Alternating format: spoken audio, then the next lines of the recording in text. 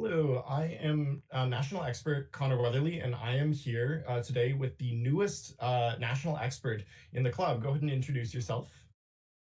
Hey, my name's John Bloomer. I finally crossed 2000. It's nice to be an Yeah, expert now. congratulations on crossing 2000. Today, we're actually going to be analyzing one of John's game that he recently played this last Thursday against another very strong expert in the club, one of the strongest experts we have in the club. And I'm gonna have you, John, walk us through exactly what you were thinking and how you were approaching the game and your thoughts while you were playing the match. So when I started, I played D4. So that's what I decided to play. And Eddie wasn't here yet. So I was like, okay, well, he just isn't here. He shows up late, but what went through my head is the game not temporarily stopped because there was like some issue with the pairings. So besides that, let's get to the game because he did show up and the pairings weren't changed at all. Um, Excuse me. Eddie decided to Indian. I play C4. Yeah, he played the King's Indian. I play the same-ish. So when I see this is just what I do. He plays A6, which is the best thing to do against the same-ish. C6, sort of like the burn system. Play bishop D3 because that's the response you should give to A6 because you want to be B5 with E5 and not have them like trade queens, do that type of stuff. When you go ever goes knight FD7, there's always a chance where you can maybe play E6. In this case, I calculated that you can't, so I just play and you meet responsive BE with DE. So in the game, Eddie played takes on C4, bishop takes C4, knight B6, bishop B3. Apparently, it's a little inaccurate, but I just like the bishop on this diagonal. Playing E6 is kind of a threat. So up Then until Eddie now, was plays this bishop a prep E6. for you? What? Up until this bishop This is B3, was this all prep for you? Because it looks like the computer really loves this line for you. I yeah, this is I rarely see A6. Like this is the second time that I've played against this in a tournament game, and Mhm. I don't see it online that much. So this has happened against another game in the St. Cloud Open. I played a guy named Brian Campbell. He's a national master, and I got a draw against him. He did not play B5 here. He played knight on B to D7. It was a very drawish game. I played bishop C2 in that game. But what ended up happening we just ended up playing a regular King's Indian where it was just super locked and there was nothing anyone could have done. So we ended in a draw after some sacrifices. Um, but Eddie in this game plays B5, Yep. so a little aggressive. So I meet it with E5 as I was supposed to. At FD7, F4,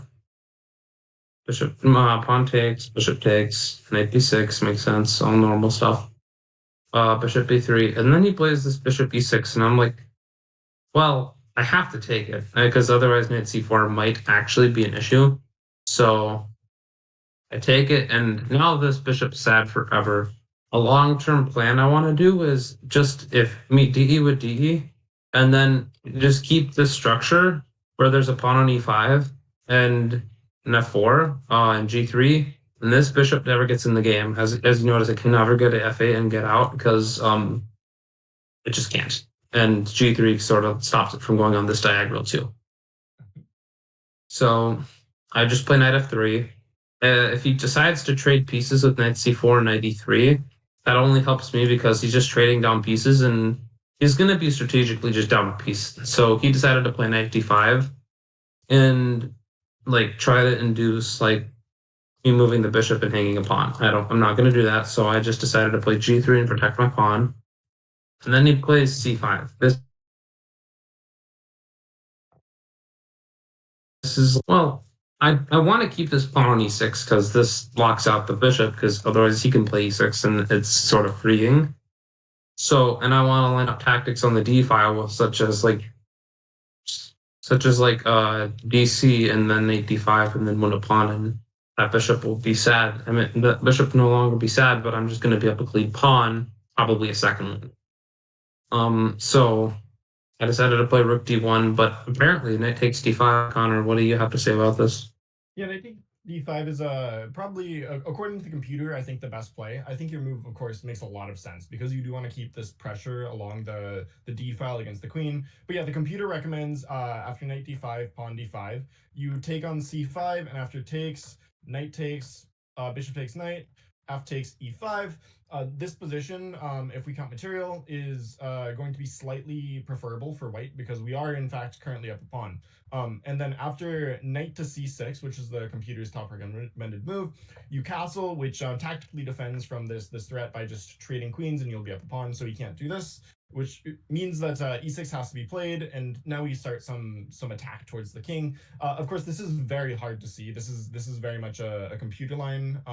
When you see it, of course, it makes sense, but it is very hard to calculate all this because your pawn on e5 and c5 really do feel weak, and your king does feel a little bit airy. But the computer shows that this is +1 for white. So I actually really like John's practical decision here, bringing instead of trading here, bringing his rook to d1.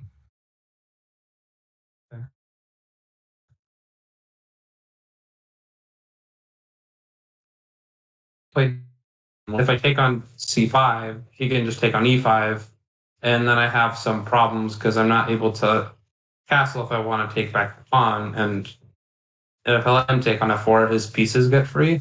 So I'm like, well, crap, I can't do that. So a tactic I had in mind instead of rook d1 was to play knight g5, go after the e6 pawn sacrifice, and like take on c5, then take on d5 after sacrificing on e6, which is a lot of calculation. But then when I played this move, I just completely forgot that I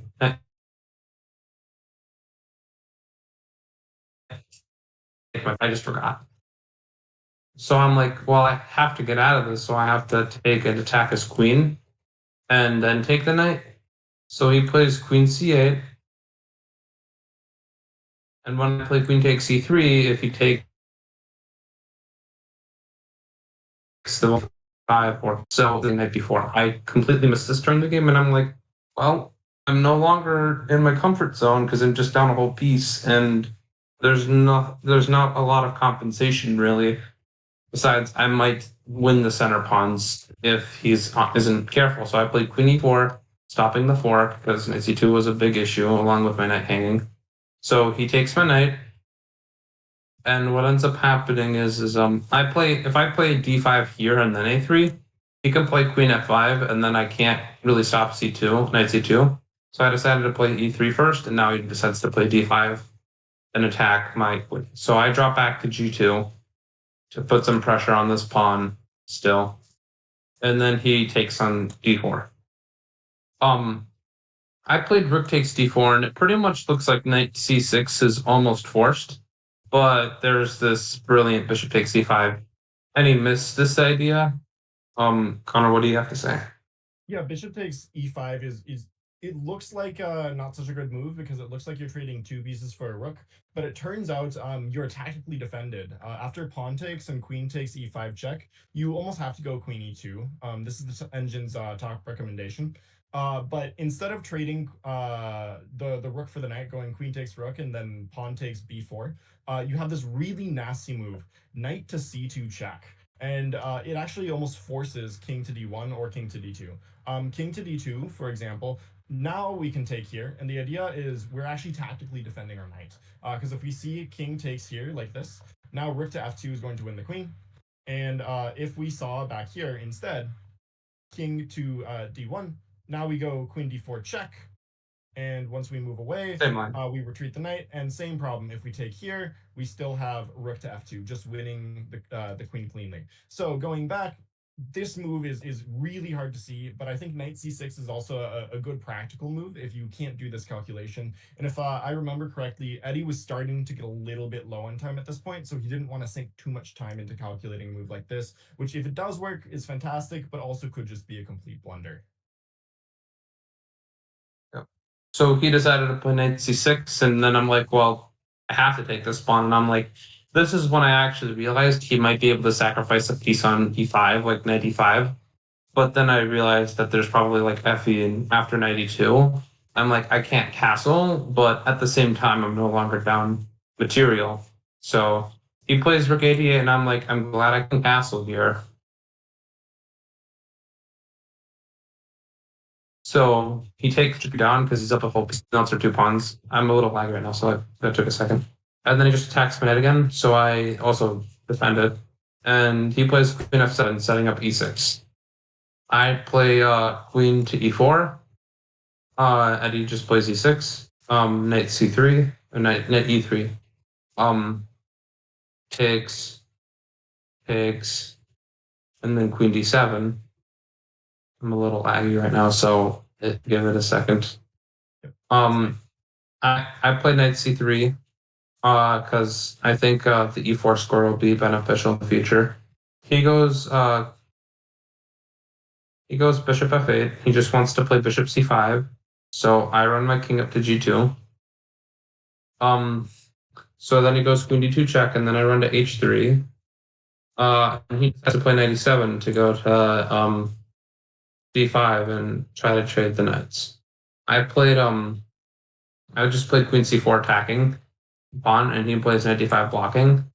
And I should have played queen takes a6, just directly attacking the pawn. It makes a lot of sense, but I decided to play knight e4, and I did not see queen g2 check. Eddie did not see queen g2 check, but it's the best move.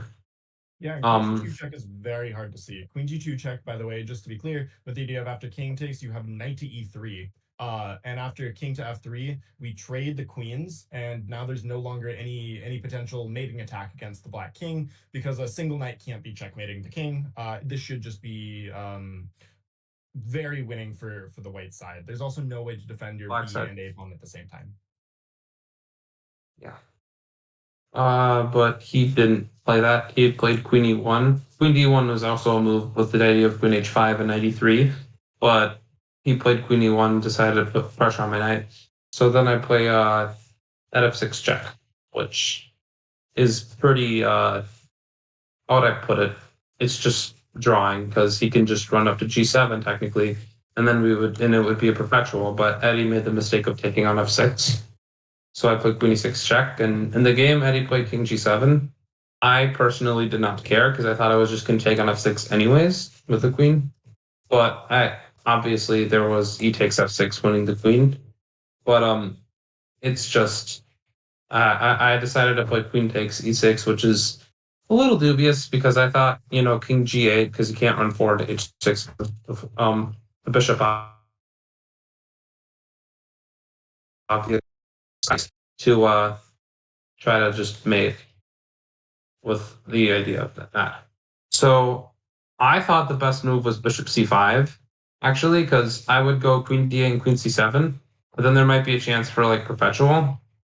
But Eddie decided to just play queen f1 check first, which was also a mistake.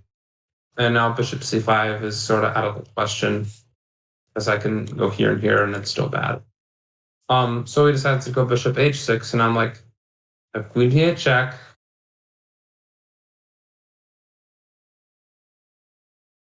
because I have the idea, so I have to give him another check, which I played incorrectly because I didn't see the idea of queen d7. But then I repeated and found queen d7 check. He went back. I pushed the pawn, obviously queen. He goes g5, fg, queen c4 check. And after queen g4, Eddie doesn't have anything because it takes the queen.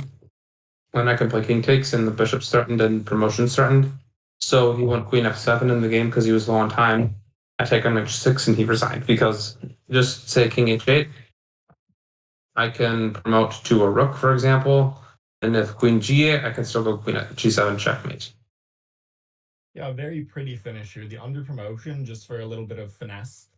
Just to be clear, it's not necessary. You can promote to a queen, but John is choosing to promote to a rook because it's just a little bit more prettier or a little bit more beautiful.